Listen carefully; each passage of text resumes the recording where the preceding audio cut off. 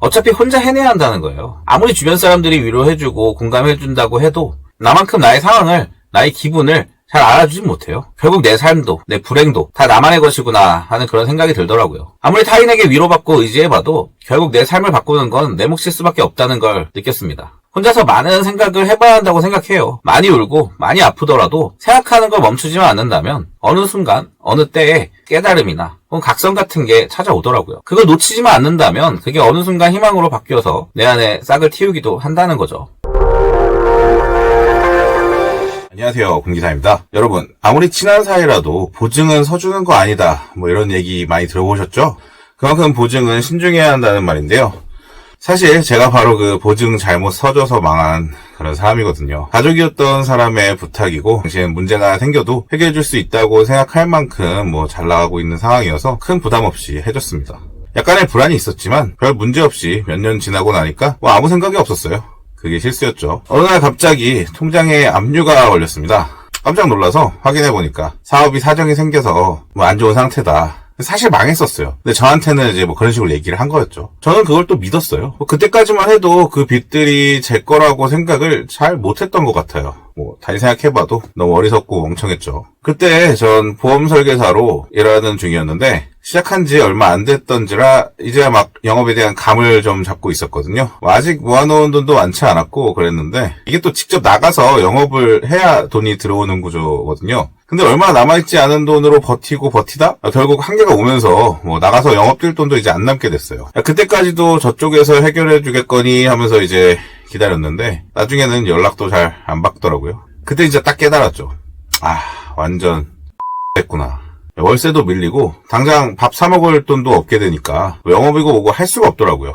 그래서 일단 바로 인력소로 뛰어갔어요. 지방에 있는 건설 현장에서 뭐 숙식하면서 일했는데 그때도 곧 다시 원래 생활로 돌아갈 거라는 생각을 좀 하고 있었거든요. 그래서 현장에 끝나고 나면 뭐 운동도 하고 금융 관련 자격증 준비 계속 하고 서울에 있는 자취방 월세도 유지하면서 있었어요. 그러던 와중에 이제 제가 갚아야 하는 빚의 총액이 한 2억 5천 정도라는 거. 저쪽에서 이걸 처리해줄 능력도 그럴 생각도 없다는 걸 알게 된 거죠.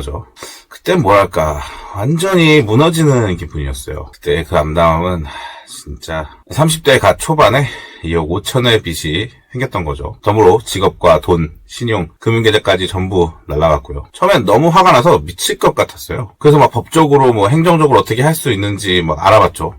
파산, 뭐 개인회생, 뭐 민영사 소송 등등. 하지만 결국 알게 된 사실은 방법이 없다는 거였습니다. 날아오는 독촉장, 걸려오는 독촉 전화, 압류되는 통장들. 아무리 생각해도 미래가 보이질 않았어요. 험한 생각도 많이 했습니다. 어떤 사람들은 2억 5천 정도면 열심히 하면 다 갚을 수 있는 거 아니냐 뭐라면서 쉽게 말하던데요. 그런 말하는 사람들 진짜 볼 때마다 죽방 마려웠는데 진짜 사람들은 자기 일 아니면 뭐든 쉽게 생각하는 경향이 있는 것 같아요. 생각만 하지 왜 그걸 또 내 앞에서 말하고 있어. 진짜.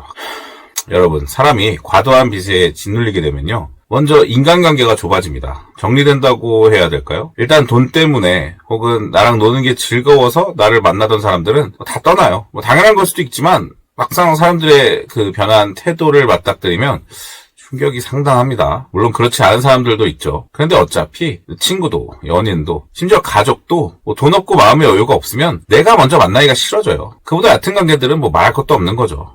걱정 끼치기도 싫고 자존심도 상하고 막 그렇죠. 두 번째로는 돈을 모으는 게 진짜 어려워져요.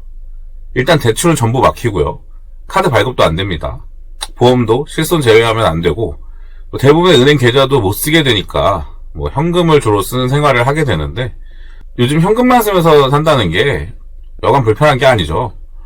그리고 은행 계좌를 못 쓰면 생기는 진짜 문제는 돈을 모을 방법이 진짜 마땅치 않아진다는 겁니다. 어떻게 현금으로 받아서 뭐 일을 한다고 해도 이걸 어디에 모을 수 있을까요? 뭐 몇십만 원 정도야 지갑에 넣어서 들고 다닐만 하죠. 근데 몇백부터는 그럴 수도 없고요. 또 위험하기도 해요. 실제로 제가 한번 월세랑 뭐 기타 등등 한 번에 돈 쓸 일이 좀 있어가지고 지갑에 한 300만 원 정도 들고 있던 적이 있었는데 입고 다니던 잠바 주머니가 헐어서 구멍이 생겼더라고요. 몰랐죠 그때는. 뭐 거기로 빠진 것 같은데 어느 날 보니까 지갑이 없어졌습니다. 그 안에 민증도 있고 하니까 뭐 돌아오지 않을까라는 기대도 하고 뭐 경찰서에 연락도 해보고 분실물센터도 가보고 했는데 뭐 아무리 기다려도 돌아오지가 않더라고요. 물론 잃어버린 제 잘못이죠. 근데 어쨌든 뭐 이렇게 들고 다니는 것도 그렇게 안전하진 않다는 거예요. 은행에 있는 거랑 비교하면. 그럼 뭐 집에 두면 뭐 안전할까요? 제가 현장에 일할 때는 다들 같이 지내는 공동 숙소에서 있었고, 올라와서는 뭐 고시원 같은 거, 그래 되게 좁은 원룸 같은 거에서 이제 지냈거든요. 여러분 그런 공간에 마음 놓고 목돈 두고 다닐 수 있으실 것 같나요? 그게 저는 쉽지 않더라고요. 그렇게 모으기도 쉽지 않은데, 그리고 또 사람 마음이 이런 푼돈 모아봐야 어느 세월에 갚냐 이거, 그런 생각이 자꾸 들면서 스트레스도 받으니까 뭐 얼마 있지도 않은 돈을 막 쓰게 되더라고요. 쉽게. 악순환이죠. 근데 그러면 안 된다는 걸 알면서도 진짜 스스로를 통제하는 게 어려웠어요. 그렇게 몇 개월간은 일 끝나면 먹고 술 마시고 자고, 일 끝나면 먹고 술 마시고 자고, 뭐 이것만 이렇게 반복했습니다. 딱 진짜 예전 어렸을 때 본 다큐멘터리에서 봤던 하루만 사시는 노가다군, 그분 그 자체였거든요.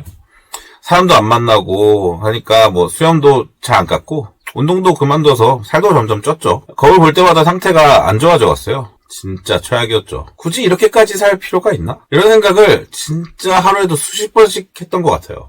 진짜로 뭐 어머니나 뭐 제 조카같이 이렇게 사랑하는 사람들이 없었다면, 마음에 걸리는 게 없었으면 굳이 더 살지 않았을 수도 있을 것 같아요.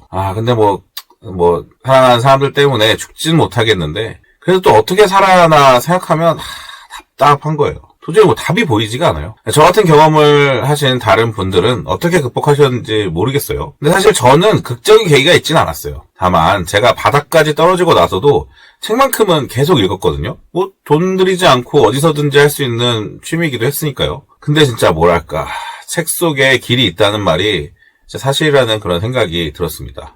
어떤 책의 어떤 한 구절 때문이 아니라 뭐 소설 속의 이야기에서, 뭐 자기계발서를 보다가 들은 어떤 생각이나 아이디어에서, 철학책 속의 철학에서 그런 느끼는 감정이나 생각, 뭐 이런 것 때문에 어떤 깨달음이나 통찰이 정말 서서히 제 안을 좀 변화시켰던 것 같아요. 왠지 다시 할 수 있다는 희망이 어느 순간부터 생기더라고요. 처음엔 진짜 작디작은 좁쌀만한 희망이었는데, 그게 점점 커져서 어느샌가부터는 그래 젠장 까짓 거 내가 벌어서 갚는다, 그래 해보자 뭐 라는 그런 마음을 먹게 되더라고요. 뭐 그러고 나서부터는 술도 끊고 뭐 운동도 다시 하고 뭐 이런 제 상황과 관련된 정보 수집도 하고 공부도 하면서 다시 어떻게 시작할 수 있을지, 그 기반을 마련을 어떻게 해야 될지 뭐 그런 구상을 좀 해봤습니다. 그런 다음에 취업활동을 또 들어가서요, 이렇게 다시 새로운 직업을 구하고 덕분에 서울로 다시 올라왔죠. 그 뒤에는 모임도 다시 만들어서 활동하고, 사람들도 다시 만나고, 연애도 하고, 뭐 사업도 해보고, 다시 제 삶을 안정화시키고 또 개선시키면서 그렇게 살아왔습니다. 그렇게 어쩌다 보니 벌써 8년이라는 세월이 지나가 버렸네요. 네, 제 30대는 이제 끝났습니다. 사실 아직 빚이 다 없어지진 않았어요. 그래도 이제 억 단위는 없죠. 제가 하는 일들도 뭐 다 잘 되어가고 있고요. 그때 제 마음에 생겼던 자그마한 희망의 싹이 이제는 완연하게 피어났다고 느끼고 있습니다. 그런 시간 뒤에 제가 깨달은 건요, 어차피 혼자 해내야 한다는 거예요. 아무리 주변 사람들이 위로해주고 공감해준다고 해도 나만큼 나의 상황을, 나의 기분을 잘 알아주진 못해요.